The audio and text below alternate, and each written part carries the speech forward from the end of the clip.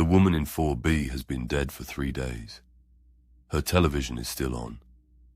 I know this because I live directly below her in 4A, and for 6 months I've learned her rhythms through my ceiling, the way you learn everything in a close-built apartment building, by sound and repetition. Her alarm at 6:15, the grinding whir of her coffee maker at 6:22, the drag of her rolling desk chair when she pushed back from the computer after logging in for work. We had spoken maybe 4 times total. Her name was Carla. She had a sister in Phoenix she kept meaning to visit. She took her recycling out on Tuesday nights without fail, and when she walked barefoot across her kitchen tile, I could hear every step from my couch below. The wellness check happened on a Wednesday. Her employer called after 4 missed days with no contact. I was in the hallway when the officers came out of the stairwell, and I watched from my doorway while they worked the lock. When they came back out, one of them had a hand on his radio. They taped the door with yellow caution tape. Natural causes, most likely. She'd been there a while. They were sorry for the building's disturbance, and then they were gone. That night, nothing. No television, no alarm, no footsteps between the kitchen and the couch. The ceiling above my living room was quiet in a way it hadn't been in months, and I sat in that silence for longer than I should have, just listening to it. At 6:15 the next morning, her alarm went off. I sat up in bed and stayed there. Alarms can run on their own, I knew that. Programmed routines keep going when no one stops them. But then the coffee maker started. That precise, low grinding whir I had heard every weekday morning for 6 months. It ran for exactly 2 minutes, which is how long Carla's always ran. Then it stopped. You know how your home sounds at night. You know which creaks belong to the building's settling and which ones belong to the person above you. You know the difference. At 9:11, her office chair rolled back from her desk. I called the building manager immediately and reached the super instead. He agreed to check and went upstairs while I stood in the hallway watching. He was inside for about 5 minutes. When he came out, he said there was no one there. The coffee maker was cold. The chair was sitting in the corner of the room, facing the wall, not where Carla normally kept it, pushed up under the desk. He resealed the door with fresh tape. I asked him to change the lock before the end of the day. He said he would look into it. That was yesterday morning. Last night I heard footsteps cross Carla's kitchen at 11:40 p.m., slow and unhurried. Kitchen to living room to bedroom. The particular heel and toe weight pattern I'd memorized without trying over 6 months of shared walls. Her mattress creaked once as something settled onto it. After that, total silence. Not the empty silence of a vacant apartment, but the weighted silence of an occupied room, the kind where you can feel the presence even through a concrete floor. I didn't sleep. This morning I checked the building's tenant portal. Unit 4B is listed as available. The listing went live at 7:44 a.m. with fresh photos, empty rooms, bare walls, clean carpet. The living room photo shows the desk pushed against the far wall. No chair, no coffee maker, nothing on the counters. The listing says 4B has been vacant since the 2nd week of June. I went upstairs an hour ago. The caution tape was gone. The door looked ordinary. No tape, no notice, no sign that anything had ever happened behind it. I put my hand flat against it and stood there. You've walked into a room that used to have someone in it. You know what that feels like. The particular pressure of a space that held a life. That's not the same as an empty room. You know the difference. This was not an empty room. The super just called me back. He said he never got around to changing the lock. He said the only keys in existence are his master, and the one the responding officers took when they came on Wednesday. He said the officers returned their key Thursday morning. No one has been in that apartment. Room 11 has been empty since April. The call light above its door turned on at 3 a.m.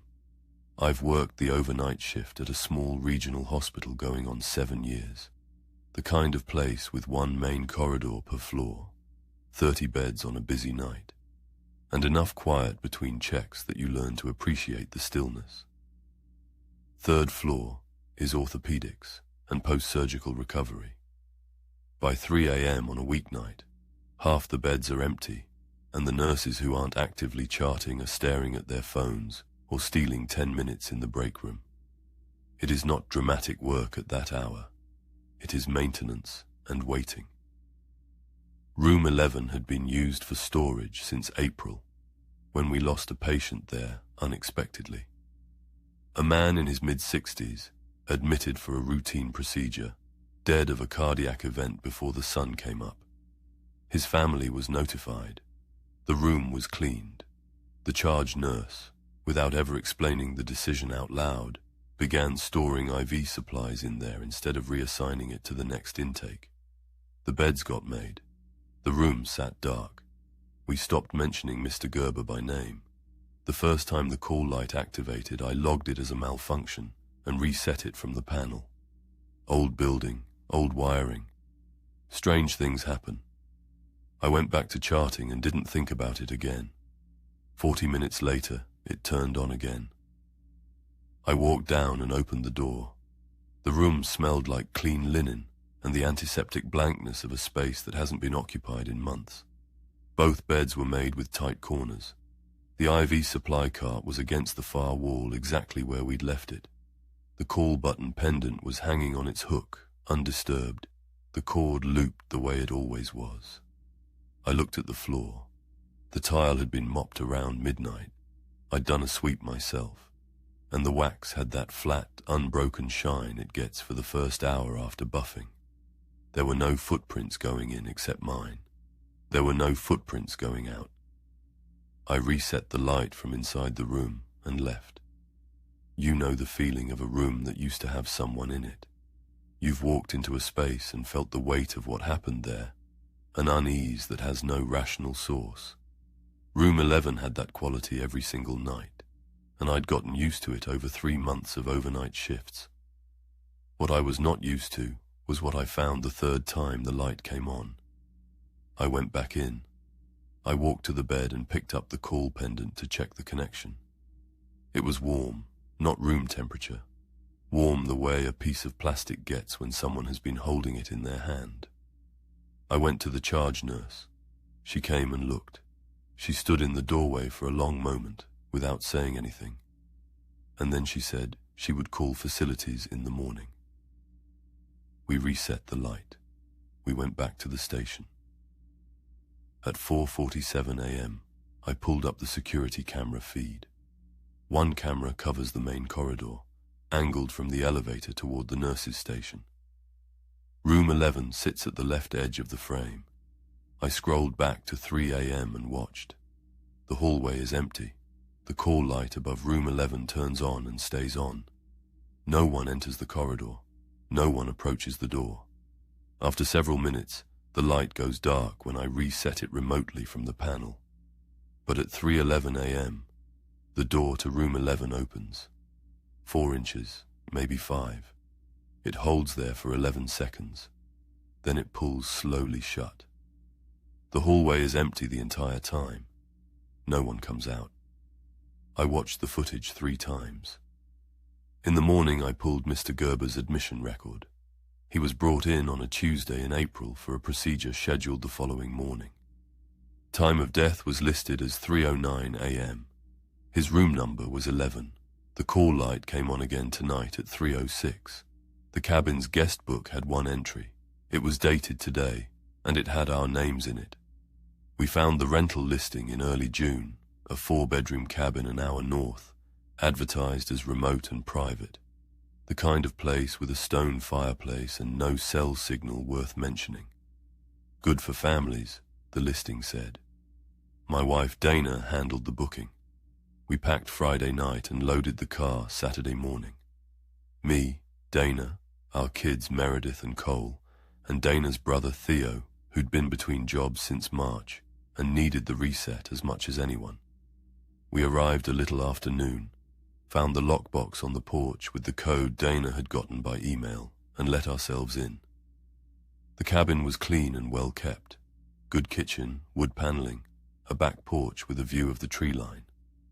On the entry table there was a welcome basket from the management company and a small leather-bound guest book, the standard rental fixture, meant to collect notes about the hiking trail out back or the closest town with a grocery store. I opened it while Dana unloaded the cooler. The first page had a single entry, handwritten in neat block printing. It read, Asterisk Saturday, July 29th. Arrived around noon. 5 people. 2 adults, 2 kids, 1 extra. Grey SUV. Weather looks good so far. No name, no signature. I stood at the entry table and read it twice. Dana came back in, and I held it out to her without saying anything. She read it, and her expression went careful in a way I recognized. She said it was probably something the host did. Some owners write a starter entry to encourage guests to add their own. A hospitality gimmick. But we had booked under 2 guests. We'd brought Theo and the kids informally, the way everyone does when a rental charges per head. We hadn't mentioned a number. We hadn't mentioned the car. You know the moment when an explanation almost works. When you can see the shape of a reason and you almost believe it. But something in you is already stepping back. We didn't write in the book. That afternoon, Theo found the rear shed unlocked. Inside was the expected. A wheelbarrow, gardening tools, a camp grill going to rust, and on the wall above the workbench, a nail with 3 old keys on a ring. House keys, by the cut of them. Worn ones. I called the management company. They said the property had only been listed for 2 weeks, that we were the first guests, and that there should be no physical keys to the property outside of the lockbox. They said they'd look into the shed keys and call back. They didn't call back.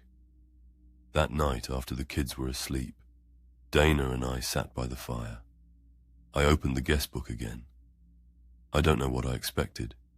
Maybe I thought I'd misread it in the confusion of arriving. The entry was still there, still exactly as I remembered.